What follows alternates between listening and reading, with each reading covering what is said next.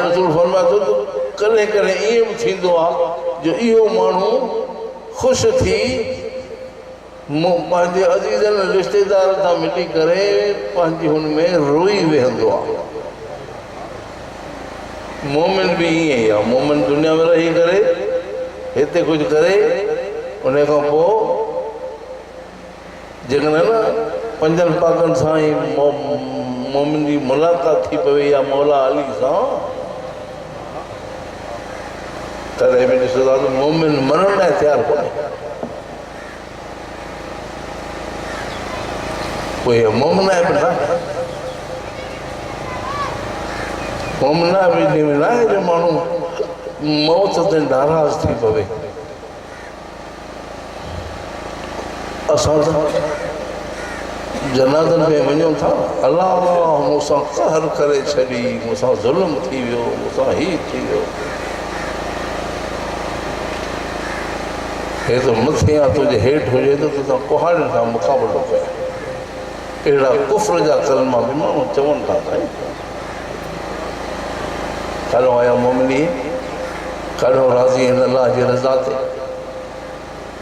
रसूलुल्लाह सल्लल्लाहु अलैहि वसल्लम फरमाए थो त मोमिन खे इहा ॻाल्हि ई न करणु खपे अहिड़े ज़िद जी अलाह जी रज़ा ते राज़ी रहणु। हाणे तव्हां अंदाज़ो लॻायो जनाबे मौला हुसैन अलैहिस्सलाम पंहिंजे नंढड़े असगर खे खणी चए थो त रज़न पे क़ज़ाइही व तस्लीमन लिअम्रिही अल्लाह जी हर रज़ा ते राज़ी रहणु इहा मोमिन आहे। जहिड़े हाल में रखे थो बीमारी में रखे थो ख़ुशी में रखे थो सुठनि कमनि में ख़ुदा रखणु चाहे थो ॾिसणु चाहे थो असांखे तुंहिंजा अहसान इहो नज़रियो मोमिन जो हुअणु खपे। हाणे इन एतबार सां जेकॾहिं ॾिसूं था पिया त अहिड़ो वक़्तु जो मोमिन खे अहिड़ी का ॻाल्हि थी पवे उन ते राज़ी जंहिं ॻाल्हि ते न आहे सम्झो त मोमिन न आहे। अल्लाह जे इन फेल ते उहो राज़ी न आहे त अल्लाह मूंखे हिन हाल में रखणु चाहे थो। मौला हुसैन अलैहिस्सलाम असांखे इन जे लाइ हिकिड़ी मिसाल ॾेई ॿुधायो आहे। मिसाल ॾिनी अथसि वाक़ई करबला में तव्हांजी ॾिसो मौला हुसैन अलैहिस्सलाम जे साम्हूं अबू सैदावी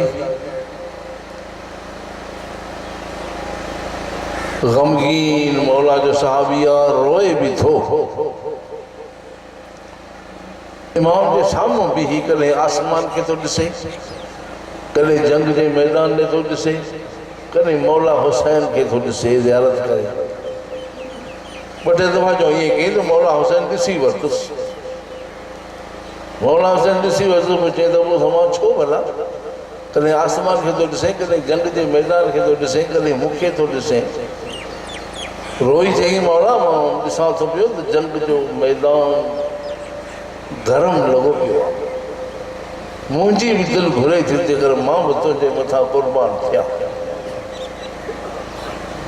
मौला इहो ॾिसी वरी तोड़े जो ॾिसां थो त हिकिड़ो हिकिड़ो थी तोखां मोकिलाईंदो थो वञे तूं अकेलो रहिजी वञे इहा अकेला ई मूंखे रुआरे थी।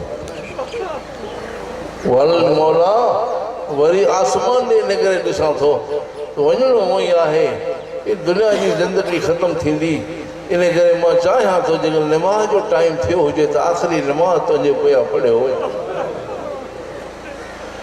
मौला हुसैन अलैहिस्सलाम वॾी दुआ ॾिनी अथसि ज़करत सलात जअलक अल्लाहु मिनल मुसल्लीन ए अबू समा मां निमाज़ खे यादि कयो अथई। हा हीअ अवल वक़्तु आहे निमाज़ जे पढ़ण जो हाणे वञी हिननि खां मोहलत वठी ॾियो त निमाज़ पढ़ूं। ज़करत सलात जअलक अल्लाहु मिनल मुसल्लीन ए निमाज़ खे यादि कयो अथई ख़ुदा तोखे निमाज़नि में मशहूर करे। केॾी वॾी दुआ आहे मौला हुसैन जी तोखे निमाज़नि में ख़ुदा मशहूर करे। हाणे इन करे ॿ छह सहाबी विया आहिनि मोकल वठण जे लाइ त असांखे मोकल ॾियो मोहलत ॾियो जंग घड़ी घड़ी बंदि कयो त निमाज़ पढ़ी वठो चवनि त छाजी मोहलत छाजी हे जहाद हले थो पियो अञा निमाज़ छाजी निमाज़ हिते हींअर माण्हू बेईमान निमाज़ पढ़ण जी मोहलत बि नथा ॾियनि। मौला हुसैन अलैहिस्सलाम असाबी वियान मौला जन न नवी नींद आया इमाम की खिदमत में मौला ये मलून मोहलत न था ॾियनि नमाज पढ़ण की मोहलत न था ॾियनि। इमाम फरमा वरी उन्हनि खां सलाह थो पुछे त नमाज अल्लाह जो फ़र्ज़ु आहे इहा नमाज ज़रूरु पूरी करणी आहे। हाणे ॿुधायो त कीअं कजे हेॾो मोहलत नथी मिले। हाणे इमाम जा ॿ सहाबी आया इमाम की खिदमत में मौला मां सॼे तो बीहां हे खॿे बीहंदो जेको तीर ईंदो पंहिंजी जान ते झलींदासीं मौला पंहिंजी ज़िंदगी में तो ताईं तीर न पुॼंदो। इन्हनि इहो इमाम सां वाइदो कयो आहे नमाज़ पढ़ण लाइ बीठा। इमाम अलैहिस्सलाम नमाज़ पढ़णु शुरू कई आहे। तारीख़ वारा ईअं लिखनि था त इमाम बि बरकातुहू अस्सलामु अलैकुम वरहमतुल्लाहि वबरकातुहू अस्सलामु अलैकुम चयो चवण सां सईद बि वञी किरियो ज़ुहैर बि वञी किरियो। तीर झले झले हाणे पाण खे संभाले न सघिया केरु आहे। हाँ जनाब इमाम अलैहिस्सलाम फौरन आयो आहे ज़ुहैर जे सिराणे। ज़ुहैर जो सर खणी पंहिंजो ज़ानू ते रखी ज़ुहैर तुंहिंजो आख़िरी टाइम आहे का वसियत करणी हुजे त वसियत कर। क़ुरान में मोमिन खे वसियत करणु खपे। इन करे जनाब ज़ुहैर वसियत नथो करे। जनाब ज़ुहैर नथो करे। इमाम अलैहिस्सलाम वरी वरी चए थो पोइ हाणे सॾे थो हलिमूं हलिमूं सहाबी ये दोस्त मुंहिंजा सभु हेॾे होॾे अचो।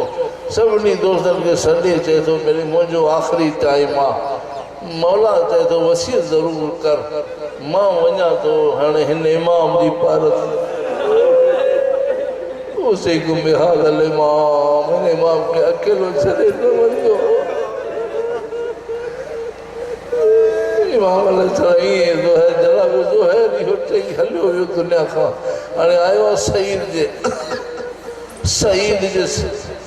सर खणी पंहिंजे ज़ानू ते रखे थो सईद तुंहिंजो आख़िरी टाइम आहे। अॼु हीअ आख़िरी दुनिया जो आख़िरी ॾींहुं थिए का वसियत करणी हुजे त वसियत कर।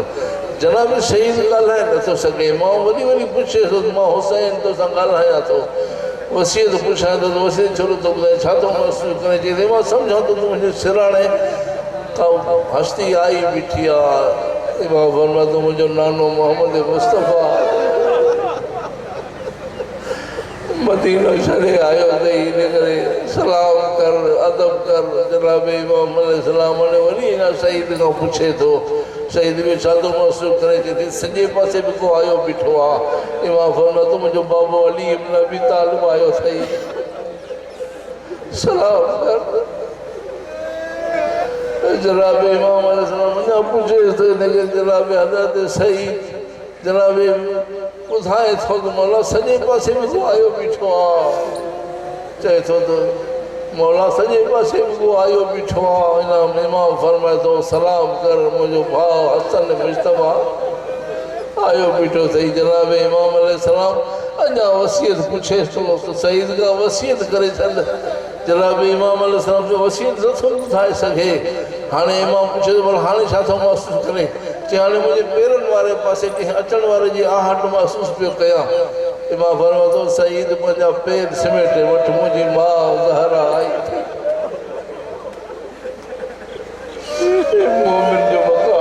मोमिन जो मक़ाम इहो आहे साईं पंज पाक मां बि फरमाए थो त मोमिन खे जॾहिं मौत ईंदी आहे त मां पंजनि पाकनि जी ज़ियारत कराईंदो आहियां। पंजनि पाकनि जी ज़ियारत कराईंदो आहियां मां। इन करे हाणे इहो पंहिंजो पाक मौला हुसैन साहिब खे बाक़ाइदा करे ॾेखारियो आहे त जहिड़ो सईद खे जनाब मौला हुसैन करे ॾेखारियो त मुंहिंजो नानो मोहम्मद मुस्तफ़ा मौला अली अलैहिस्सलाम मुस्तफ़ा ऐं जनाब ज़हरा सलामुल्लाह अलैहा। हाणे अंदाज़ो लॻाए त मोमिन खे मरण जे टाइम ते पंज पाक अची वठी वञनि केॾो मक़ाम आहे केॾो मक़ाम आहे हुनजो। पर हाणे अंदाज़ो इहो ई आहे त असां में पाण खे मोमिन सम्झी वेठा आहियूं लेकिन मोमिन हुजणु ॾाढो ॾुखियो कमु।